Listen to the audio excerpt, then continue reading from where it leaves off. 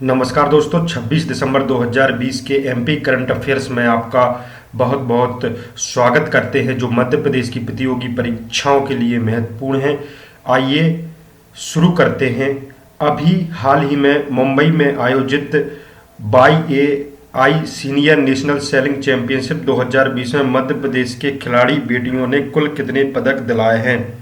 ये जो खिलाड़ी है वो बेटियां हैं, महिलाएं हैं, जिसमें से 5 कुल पदक दिलाए हैं। मुंबई में याटिंग एसोसिएशन ऑफ इंडिया द्वारा आयोजित BIAI senior national selling championship 2020 में Madhya Pradesh water sports selling अकादमी के खिलाड़ी बेटियों ने शानदार प्रदर्शन करते हुए मध्य प्रदेश को 3 स्वर्ण और 2 रजत पदक दिलाए हैं। इस सीनियर नेशनल सेलिंग चैंपियनशिप में वाटर स्पोर्ट अकादमी भोपाल के 7 खिलाड़ी बालिकाओं ने भागीदारी की थी। इसमें ये कौन से खिलाड़ी ने किस इवेंट में पदक जीता है उसके बारे में देखते हैं। प्रतियोगिता के 49 ERFX इवेंट में अकादमी की खिलाड़ी एकता यादव और रितिका दांगी की जोड़ी ने मध्य प्रदेश के लिए 1 स्वर्ण पदक अर्जित किया है। 470 मिक्स्ड क्लास इवेंट में अकादमी की खिलाड़ी सिद्धा वर्मा और मुरैना की खिलाड़ी रविंद्र शर्मा की जोड़ी ने भी 1 स्वर्ण पदक दिलाया है। इसी तरह प्रतियोगिता के 470 मिक्स्ड क्लास इवेंट में अकादमी की खिलाड़ी उमा चौहान, पूर्व खिलाड़ी डिंडोरी के सोनू जाटव की जोड़ी ने मध्य प्रदेश को रजत पदक दिलाया है। दूसरा रजत पदक अकादमी की खिलाड़ी शीतल वर्मा और वंशिका प्रहार की जोड़ी ने 49 ERFX इवेंट में अर्जित किया है। ये 49 ERFX और 470 मिक्स्ड क्लास इवेंट ये वाटर स्पोर्ट्स से संबंधित इवेंट होते हैं। अभी हाल ही में मध्य प्रदेश के किस विभाग को डिजिटल इंडिया राष्ट्रीय पुरस्कार मिला है? वह विभाग कौन सा है जिसमें अभी हाल में डिजिटल इंडिया राष्ट्रीय पुरस्कार मिला है? वह है श्रम विभाग। मध्य प्रदेश शासन का श्रम विभाग है, उसे डिजिटल इंडिया राष्ट्रीय पुरस्कार मिला है। हमारे मध्य प्रदेश के श्रम मंत्री बृजेंद्र प्रताप सिंह हैं। अभी हाल ही में जारी भारत में तेंदुआ की आबादी की स्थिति रिपोर्ट 2018 के अनुसार मध्य प्रदेश में तेंदुओं की कुल संख्या कितनी है? बहुत फेमस क्वेश्चन है ये। 3421 तेंदुओं की संख्या है, लेपर्ड की संख्या है। अभी हाल ही में केंद्रीय पर्यावरण मंत्री प्रकाश जावड़ेकर ने भारत में तेंदुओं की आबादी की स्थिति रिपोर्ट 2018 दिल्ली में जारी की है, जिसमें मध्य प्रदेश में पहला स्थान मिला है तेंदुओं को 3421 स्थान के साथ, मतलब कुल संख्या के साथ। देश भर में तेंदुओं की संख्या 12852 हो गई है। पूरे भारत में 1/4 से अधिक तेंदुए मध्य प्रदेश में हैं। टाइगर स्टेट के बाद मध्य प्रदेश को अब लेपर्ड तेंदुआ स्टेट भी बन गया है। बाघों के बाद मध्य प्रदेश में देश के अन्य राज्यों की तुलना में सबसे ज्यादा तेंदुए हैं। टाइगर स्टेट MP में कुल 3421 तेंदुए जो देश में सबसे ज्यादा हैं। ये आंकड़े केंद्र सरकार ने अभी हाल ही में जारी किए हैं। 526 बाघों के साथ मध्य प्रदेश टाइगर स्टेट का तमगा लिए हुए है। वन मंत्री कुंवर विजय शाह ने बांधवगढ़ राष्ट्रीय उद्यान उमरिया में बफर में सफर योजना में हॉट एयर बलून का शुभारंभ कब किया है? अभी हाल ही में ये 25 दिसंबर 2020 को वन मंत्री कुंवर विजय शाह ने बांधवगढ़ राष्ट्रीय उद्यान उमरिया में बफर में सफर योजना में हॉट एयर बलून का शुभारंभ 25 दिसंबर 2020 को किया है। इसके एक्स्ट्रा फैक्ट देखते हैं। बांधवगढ़ टाइगर रिजर्व में टूरिज्म को और ज़्यादा एडवेंचर को जोड़ने के लिए 25 दिसंबर 2020 से हॉट एयर बलून सफारी शुरू की जा रही है। यह बलून टाइगर रिजर्व के कोर एरिया से सटे बफर क्षेत्र के बाहर से उड़ेगा और बाहर ही उतरेगा। टूरिस्ट दूरबीन से जंगल के साथ टाइगर को भी देख सकेंगे। मध्य प्रदेश के 6 टाइगर रिजर्व में बांधवगढ़ पहला होगा जिसमें एडवेंचर भरी सफारी होगी। यह प्रयोग सफल रहा तो दूसरे टाइगर रिजर्व के बाहर भी इसकी शुरुआत की जा सकती है। पर्यटन दूरबीन के जरिए जंगल के साथ टाइगर को भी देख सकेंगे। वन मंत्री विजय शाह ने बांधवगढ़ टाइगर रिजर्व के बफर क्षेत्रों में 25 दिसंबर 2020 से नाइट सफारी प्रारंभ करने की भी घोषणा की है। कड़कनाथ नस्ल को संरक्षित रखने के लिए राष्ट्रीय पशु अनुवांशिक संस्थान ब्यूरो करनाल हरियाणा ने कृषि विज्ञान केंद्र झाबुआ को कौन से पुरस्कार से सम्मानित किया गया है? अभी हाल ही में ये कृषि विज्ञान केंद्र है झाबुआ को नस्ल संरक्षण पुरस्कार 2020 से सम्मानित किया गया है। ये उपलब्धि है कृषि विज्ञान केंद्र झाबुआ को।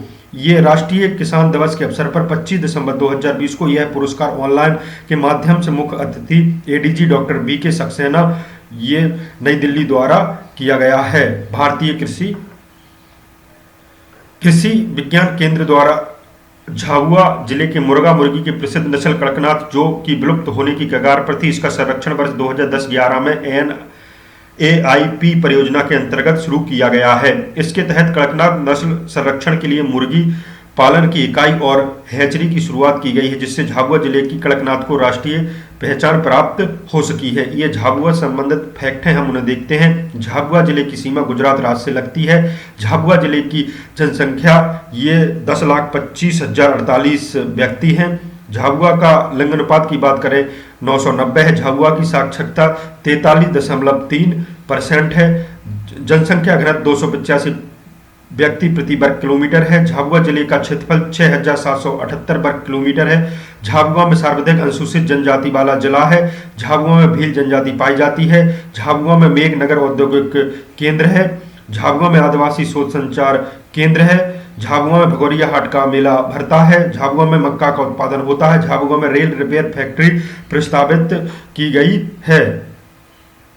मध्य प्रदेश में नगरीय चुनाव में महानगर में पार्षद का चुनाव सीमा खर्च कितनी तय की गई है? ये अभी आगामी समय में मध्य प्रदेश में नगरीय चुनाव होने वाले हैं। इसमें नगरीय जो पार्षद की चुनाव सीमा है वह तय कर दी गई है। चुनाव आयोग द्वारा 8,75,000 रुपये इसकी की गई है। महानगर यानी जो नगर निगम के चुनाव होंगे उनमें, नगरीय निकाय के चुनाव में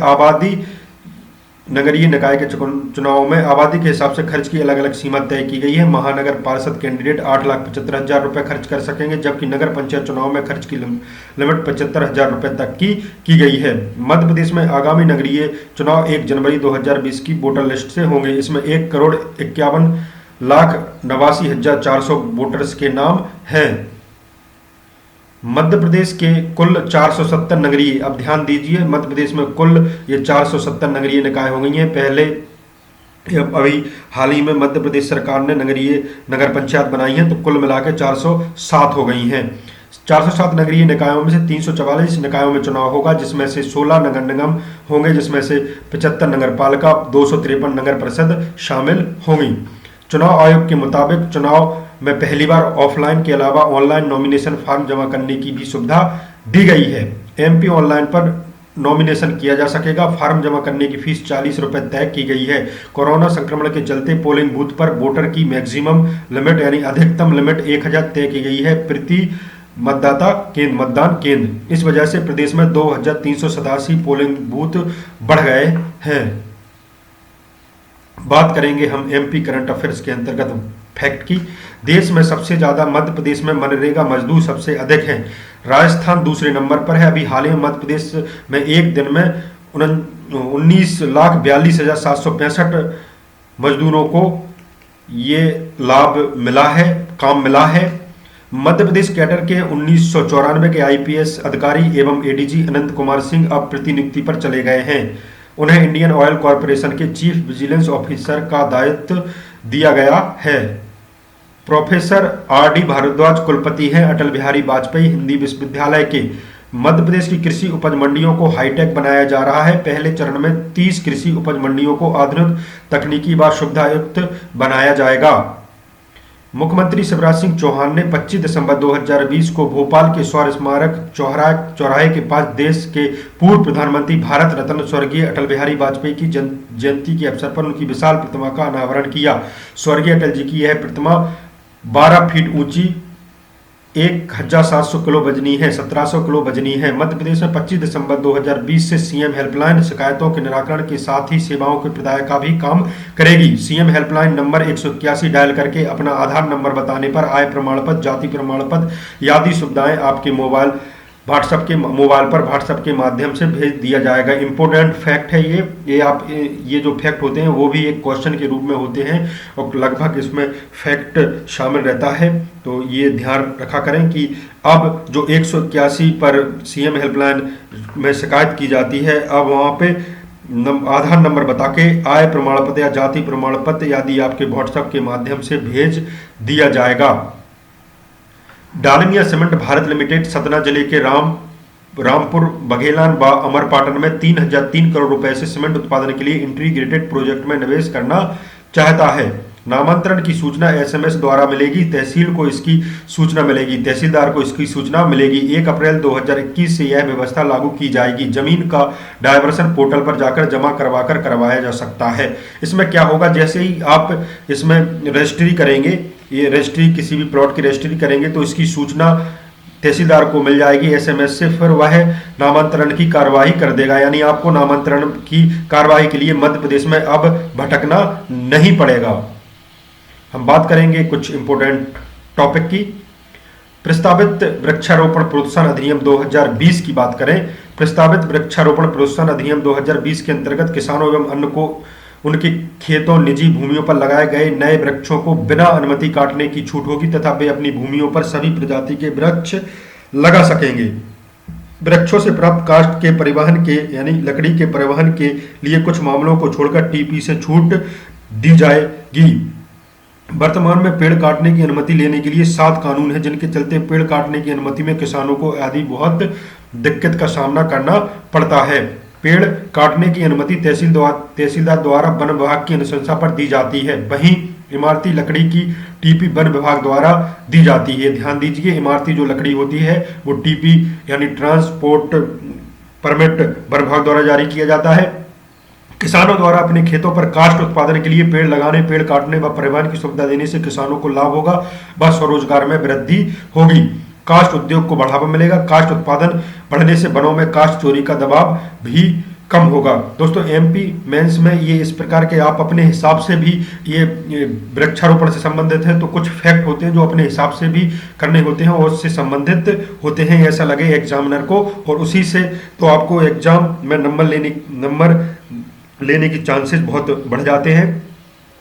ये मध्य प्रदेश के इंदौर, जबलपुर, दमोह में स्थित प्राइवेट यूनिवर्सिटी खोलने की प्रस्ताव को मंजूरी मध्य प्रदेश शासन ने प्रदान कर दी है। मुख्यमंत्री शिवराज सिंह चौहान की अध्यक्षता में 22 दिसंबर 2020 को हुई कैबिनेट की वर्चुअल बैठक में मध्य प्रदेश के इंदौर, जबलपुर और दमोह में स्थित प्राइवेट यूनिवर्सिटी खोलने का प्रस्ताव को मंजूरी मिल गई है। इस प्रस्ताव के लिए राज्य के उच्च शिक्षा विभाग ने उत्तर प्रदेश कहां से आ रहा है, मध्य प्रदेश निजी यूनिवर्सिटी स्थापना और संचालन विधेयक के संशोधन का विचार रखा था। प्रदेश सरकार ने इसे मंजूर करते हुए Aurobindo University Indore, Eklavya University Damoh, Mahakoshal University Jabalpur को खोलने की अनुमति प्रदान कर दी गई है। मध्य प्रदेश देश का प्रथम राज्य है जो भारत सरकार की नवीन परियोजनाएं साथी परियोजनाओं को क्रियान्वित करेगा। मध्य प्रदेश देश का प्रथम राज्य है जो भारत सरकार की नवीन परियोजना साथी परियोजनाओं को क्रियान्वित करेगा। नाफेड द्वारा विकासखंड स्तर पर साथी परियोजना स्थापित किए जाएंगे जिसमें से स्वयं सहायता समूह अपने उत्पादों का विपणन कर सकेंगे। राज्य के उत्पादों को राष्ट्रीय पहचान मिलेगी एवं परियोजना अंतर्गत उचित ब्रांडिंग एवं विपणन से राज्य के उत्पादों को पहचान मिलेगी। उपज का उचित मूल्य स्वयं सहायता समूह को प्राप्त होगा एवं ऑनलाइन विपणन सुविधा भी स्वयं सहायता समूह को उपलब्ध करवाई जाएगी। मध्य प्रदेश में प्रधानमंत्री कृषि सिंचाई योजना हर खेत को पानी अंतर्गत भूजल से सिंचाई योजना के लिए 1706 करोड़ रुपए 1 लाख रुपए स्वीकृत किए गए हैं। इसकी डिटेल देखते हैं। मुख्यमंत्री शिवराज सिंह चौहान की अध्यक्षता में जो 22 दिसंबर 2020 को मंत्रिपरिषद की वर्चुअल बैठक हुई थी उसमें प्रधानमंत्री कृषि सिंचाई योजना हर खेत को पानी अंतर्गत भूजल से सिंचाई योजना के लिए 1706 करोड़ 1 लाख रुपए की प्रशासकीय स्वीकृति जारी कर दी गई है। इसमें राज्यांश 682 करोड़ 40 लाख 40 हजार रुपए होगा। इस योजना में मध्य प्रदेश के 5 जिले मंडला, डिंडोरी, शहडोल, उमरिया और सिंगरौली का चयन कर भूजल स्रोतों से बोरवेल निर्मित कर 62,135 हेक्टेयर क्षेत्र में इसकी सिंचाई सुविधा प्राप्त होगी। नेक्स्ट टॉपिक देखते हैं। प्रधानमंत्री के किसान सम्मान निधि अंतरण कार्यक्रम को मध्य प्रदेश के 2 करोड़ से अधिक लोगों ने देखा है। अभी हाल ही में 25 दिसंबर 2020 को किसानों को सम्मान निधि अंतरण कार्यक्रम को मध्य प्रदेश के 2 करोड़ से अधिक लोगों ने देखा है तथा प्रधानमंत्री श्री मोदी एवं मुख्यमंत्री शिवराज सिंह चौहान को संबोधन को सुना है। इसमें 18,000 करोड़ की रुपए की राशि ये दी गई है 9 करोड़ किसानों के लिए। वहीं मध्य प्रदेश के विभिन्न जिलों से लगभग 48 किसान वर्चुअली कार्यक्रम में शामिल हुए। कार्यक्रम से 24 लाख से अधिक व्यक्ति सोशल मीडिया के माध्यम से जुड़े। वहीं 1 करोड़ 83 लाख व्यक्तियों ने क्षेत्रीय चैनल के माध्यम से कार्यक्रम को देखा। इससे मध्य प्रदेश के कुल 78 लाख किसानों को ये राशि का लाभ मिला है। ये आपसे पिछले वीडियो में आपसे क्वेश्चन पूछा गया था कि अभी हाल ही में अविभाजित मध्य प्रदेश के पूर्व मुख्यमंत्री मोतीलाल वोरा का निधन हो गया है, उन्हें पहली बार मध्य प्रदेश का मुख्यमंत्री कब बनाया गया था। तो आपके द्वारा इसके कमेंट दिए गए हैं। ये इसका जो सही जवाब था 13 मार्च 1985 को पहली बार ये मोतीलाल वोरा मध्य प्रदेश के मुख्यमंत्री बनाए गए थे। मध्य प्रदेश के पूर्व मुख्यमंत्री मोतीलाल वोरा का निधन 21 दिसंबर 2020 को हो गया। मोतीलाल वोरा एक भारतीय राजनेता थे जो भारतीय राष्ट्रीय कांग्रेस से संबंधित थे। उनका जन्म निम्बी जोधा जोधपुर राज्य ब्रिटिश भारत में हुआ था। वह 1993 से 1996 तक उत्तर प्रदेश के राज्यपाल भी रहे थे। तो मध्य प्रदेश के मुख्यमंत्री कब रहे थे ये हम देखते हैं। हम ये डिटेल है 18 क्रम के जो मुख्यमंत्री बनाए 18वें क्रम के मुख्यमंत्री बनाए गए थे अर्जुन सिंह, जो बनाए गए थे 11 मार्च 1985 को बनाए गए थे। और जो पहली बार जो अर्जुन सिंह मुख्यमंत्री रहे थे वो 12 मार्च 1985 तक रहे थे, बहुत कम समय तक रहे थे। वहीं 19 क्रम के मुख्यमंत्री अब मोतीलाल वोरा का नंबर आता है जो 13 मार्च 1985 को बनाए गए थे 13 फरवरी 1988 तक। वहीं मोतीलाल वोरा के बाद 20वें क्रम के मुख्यमंत्री फिर से अर्जुन सिंह बन गए थे जो 14 फरवरी 1988 से 24 जनवरी 1989 तक रहे। फिर 21वें क्रम के मुख्यमंत्री मोतीलाल वोरा रहे जो 25 जनवरी 1989 से 8 दिसंबर 1989 तक मध्य प्रदेश के मुख्यमंत्री रहे। यानी मोतीलाल वोरा मध्य प्रदेश में 2 बार मुख्यमंत्री बनाए गए थे। हम बात करेंगे आज के क्वेश्चन की जिसका आंसर आपको कमेंट करके बताना है और वीडियो को लाइक भी करना है। दोस्तों अभी हाल ही में मध्य प्रदेश में वेबिनार का आयोजन कब किया गया है जिसमें ई फाइलिंग प्रक्रिया का प्रदर्शन एवं नवीन उपभोक्ता संरक्षण अधिनियम 2019 की जानकारी दी गई है। 22 दिसंबर 2020, 23, 24, 25 दिसंबर 2020 में से एक आंसर सही है जिसका आंसर आपको कमेंट बॉक्स में बताना है दोस्तों। और दोस्तों इसकी पीडीएफ आपको बहुत ही जल्द मिल जाया करेगी, लिंक आपको डायरेक्ट डिस्क्रिप्शन बॉक्स में मिल जाया करेगी। बस 1-2 दिन की बात ही है, हमारा काम इसका पूरा हो गया है जिससे कि आपको पीडीएफ की समस्या नहीं होगी। और इसके एमसीक्यू प्रैक्टिस भी आपको डेली करने को मिला करेंगे दोस्तों, लेकिन उसकी कुछ कंडीशन होगी। और हमारा यह वीडियो देखने के लिए बहुत बहुत धन्यवाद दोस्तों, थैंक यू।